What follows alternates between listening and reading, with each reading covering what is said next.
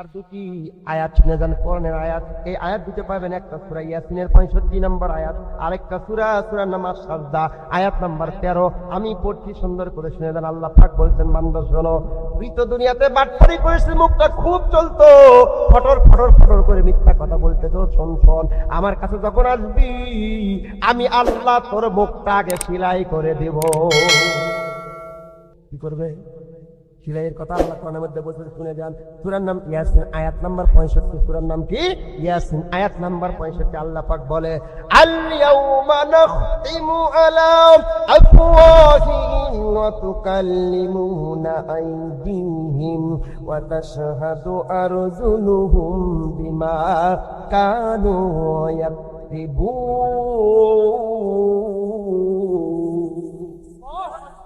আল্লাহ বলছে, আল ইয়াউমা, আজকের দিন নাখতিমু, মোহর মারবো, সেলাই করে দেবো, আলা আফওয়াহিম, তোদের মুখের উপর, তোদের মুখটা আগে সেলাই করে দেবো। মুখের কথা সব বন্ধ। মুখটা যখন আল্লাহ বন্ধ করবে, অতুকাল্লিমুনা আইদিহিম, আল্লাহু আকবার, এই হাতটা কথা বলবে, এই আঙ্গুলগুলো কথা বলবে, এই হাতগুলো কথা বলবে। ইয়াদুনের বহু বচন আইদি। আল্লাহ পাক বলে কোরআনের মধ্যে, পৃথিবীর মানুষ তোর মুখটা যখন বন্ধ করে দিব, তুই যখন কথা বলতে পারবি না, তোর এই হাতটা তোর বিরুদ্ধে সাক্ষ্য দিবে। এই হাত দিয়ে কাকে মারছিস, এই হাত দিয়ে কি অন্যায় করছিস, কোন জায়গায় খোঁচা মারে, টাকা খাইছিস, কোন জায়গায় রডের বদলে তুই বাল ঢুকাইছিস, আমি আল্লাহ তোকে তোর সামনে মুখটা বন্ধ করে দিব, তোর হাত তোর বিরুদ্ধে কথা বলবে। এই কথা আমারই আল্লাহর কোরআনের ইয়াসিনের 65 নম্বর আয়াত। আল্লাহ পাক বলে, আলা আফওয়াহিম, তোর মুখটা আমি সেলাই করে দেব। সেলাই করার পরে তুকাল্লিমুনা আইদিহিম, তাদের হাতগুলো আমি আল্লাহর সঙ্গে কথা বলবে। ওয়া তাশহাদু আরজুলুহুম, তোর পাটা সাক্ষী দেবে কোন জায়গায় গেছিস। ভাইজান গো, এই যে এত বড় মাহফিল করা হলো, বড় বড় প্রচার করা হলো, মাইকিং করা হলো, আচ্ছা বলেন তো, এই এলাকার লোক কি এই কয়জন না আরো আছে?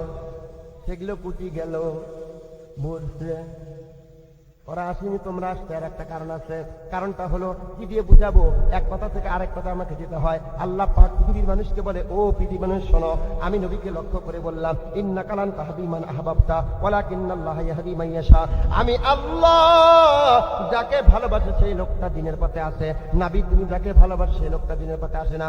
এই কথা দ্বারা বোঝা যায়, জোরগাছা এলাকার যে ভাইয়েরা এখানে আসছে না, যারা আসে নাই, যারা আসছেন, এই মানুষগুলোকে আল্লাহ সরাসরি আই লাভ ইউ বলেছে। আল্লাহ তোমাকে আই লাভ ইউ বলেছে, আর যারা আসে নাই ওদেরকে আই হেট ইউ বলেছে। আল্লাহু আকবার। মুসলমান ভাইরা বলছিলাম, তোমার পা গুলো সাক্ষী দিবে। আজকের দিনে হেঁটে হেঁটে এই ওয়াজটা শোনার জন্য আসছে, তোমার হাত, তোমার পা গুলো সাক্ষী দিবে। যতটা কদম মেরেছো, আল্লাহর কসম, নবীজির ভাষায়, ইসলামের পক্ষে যতটা কাজ করেছো, যতটা কদম মেরেছো, প্রতিটি কদমে কদমে তোমার জীবন থেকে 10টা গুনাহকে আল্লাহ কেটে দিয়েছে। প্রতিটি কদমে কদমে আল্লাহ পাক তোমার জীবনে 10টা করে সওয়াব লিখে দিয়েছে। আল্লাহু আকবার।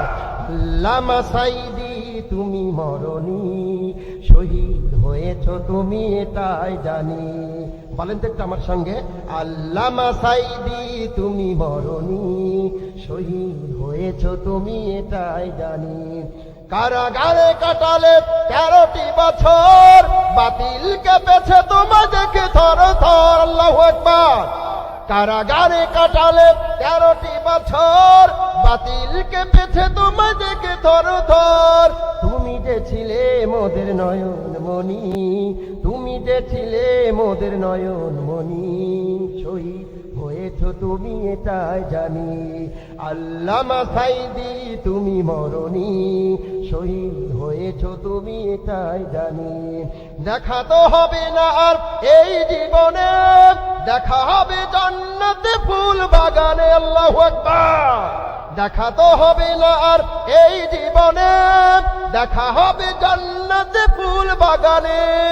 এ আশা কবুল কর আল্লাহ, তুমি শহীদ হয়েছো তুমি এটাই জানি। আল্লামা সাইদি, তুমি মরণি, শহীদ হয়েছো তুমি এটাই জানি। শহীদ হয়েছো তুমি এটাই জানি। লিল্লাহি তাকবীর। সোনার ভাইরাম, আমি বলছিলাম আমার হাত আমার বিপক্ষে কথা বলবে, তোমার হাত তোমার বিপক্ষে কথা বলবে, তোমার পা গুলো সাক্ষী দিবে, তোমার পা গুলো সাক্ষী দিবে আল্লাহ রাব্বুল আলামিনের কাছে তোমার বিপক্ষে।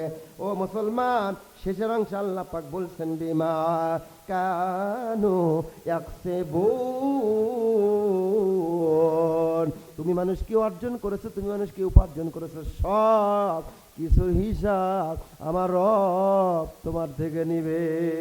বাঁচার কোনো উপায় নাই, মানুষ মরলেই বলি ইন্না লিল্লাহি ওয়া ইন্না ইলাইহি রাজিউন। মুরব্বি, ও মুরব্বি, তোমাকে যদি আমি প্রশ্ন করি মুরব্বি, মানুষ মারা গেলে তুমি পড়ো ইন্না লিল্লাহি ওয়া ইন্না ইলাইহি রাজিউন, একটা বার কি হুজুরকে জিজ্ঞাসা